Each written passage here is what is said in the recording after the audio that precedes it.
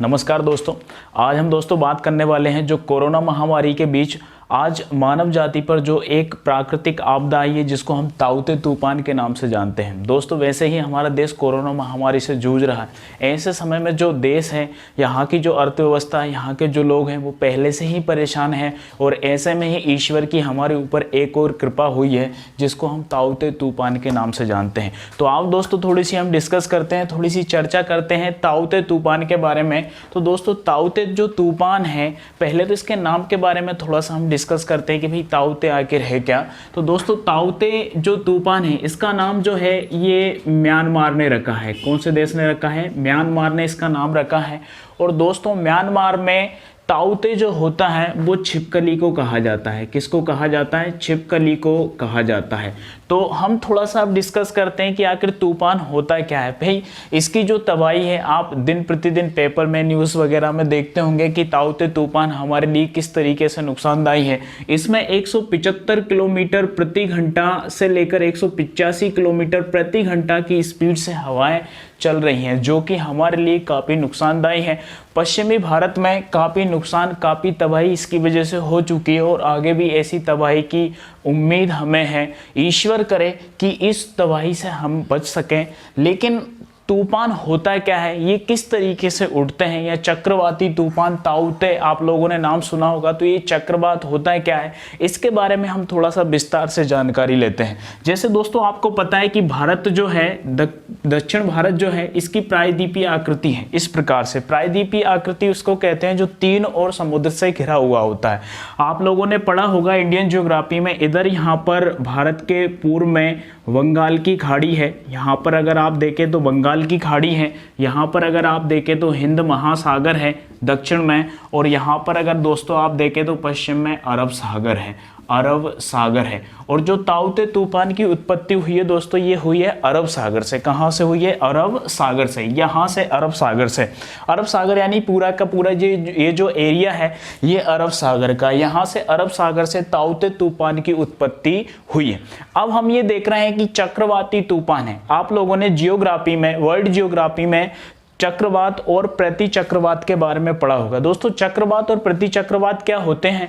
ये विभिन्न प्रकार की वायु राशियां जो होती हैं, जो उच्च वायुदाब से निम्न वायुदाब की ओर चलती हैं, जब ये ढेर सारी वायु जब आपस में इकट्ठी हो जाती है तो तेज स्पीड के साथ ऊपर की तरफ उठती है। इसको हम बवंडर कहते हैं। जैसे आप लोगों ने गाँव में देखा होगा, एक प्रचलित शब्द होता है जो गाँवों जिसको हम अंदूड़ा टाइप से कहते हैं, उसी को दोस्तों बवंडर कहा जाता है। ये क्या होता है, जब हवाएं, ढेर सारी हवाएं आपस में मिश्रण करती है तो वो इस तरीके से आपस में घूम घूम के ऊपर की तरफ उठती हैं।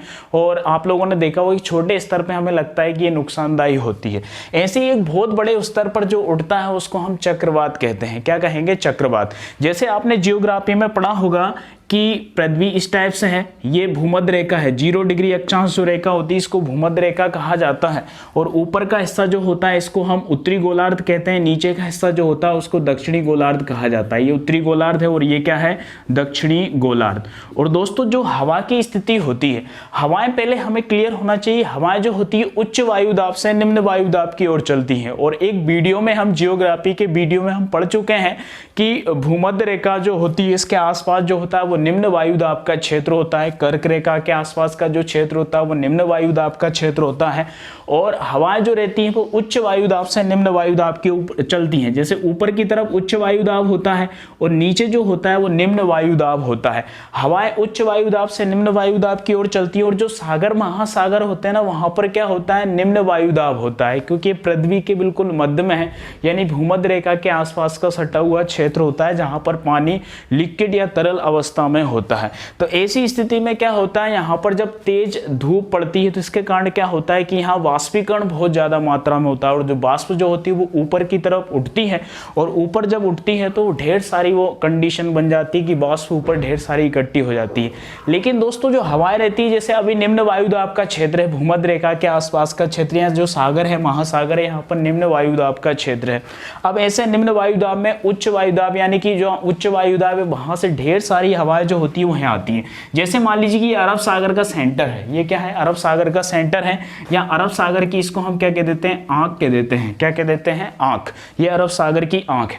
अब यहाँ पर निम्न वायुदाब का क्षेत्र है। अब ढेर सारी हवाएं जो होती है वो उच्च वायुदाब से इसकी तरफ आती हैं, और इसकी तरफ जब आती हैं तो दोस्तों इसके चारों तरफ ऐसे ऐसे करके घूमने लगती हैं, ऐसे ऐसे इसके चारों तरफ ऐसे ऐसे घूमने लगती है। अब ऐसे ऐसे घूमने लगती है तो ये जो हवाएं रहती हैं वो ऊपर से आई हैं, लेकिन जब समुद्र होता है, समुद्र के अंदर जाने की इसकी एक सीमा होती है। भाई ये गहराई से एक गड्ढे टाइप का बना लेती हैं ऐसे करके, यानी उच्च वायुदाब से जब निम्न वायुदाब की तरफ हवाएं चलती हैं तो ये इसके समुद्र के अंदर क्या बना लेंगी, एक गड्ढे टाइप का बना लेंगी, और जो गड्ढा बनेगा ना वही मैंने आंख के रूप में बनाया है, और इसके एक नीचे एक जमीन का एक निम्न स्तर होता है, वहां तक जाती हैं, यानी समुद्र में एक स्तर होता है वहां तक जाती हैं।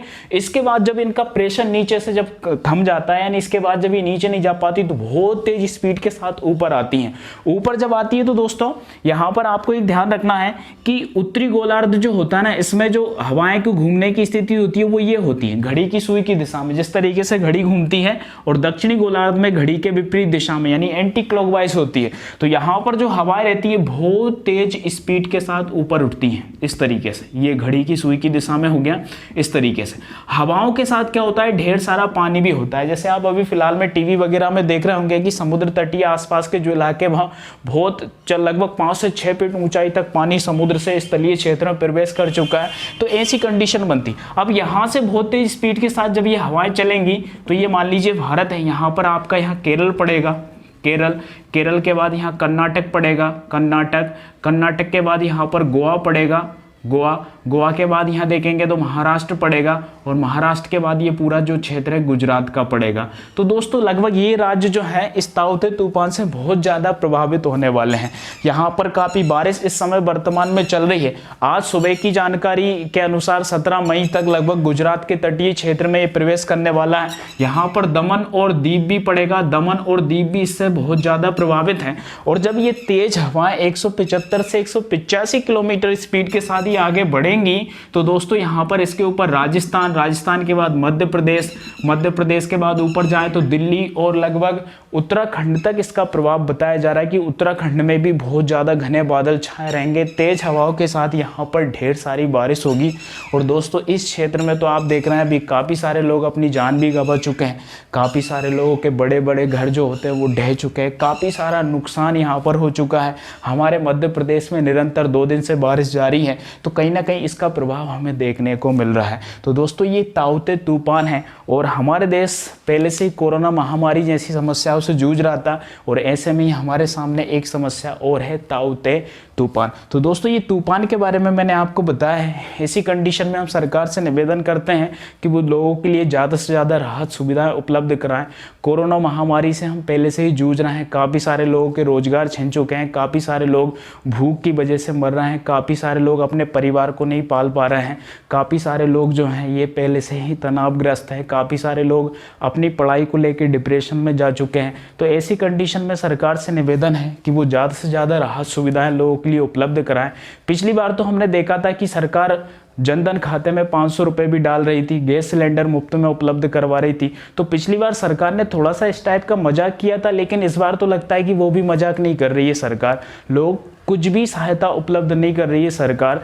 तो सरकार से हमारा निवेदन है, या हम इस वीडियो के माध्यम से निवेदन करना चाहते हैं कि लोगों को कुछ सुविधाएं तो उपलब्ध कराएं, लोगों को कुछ तो राहत दें।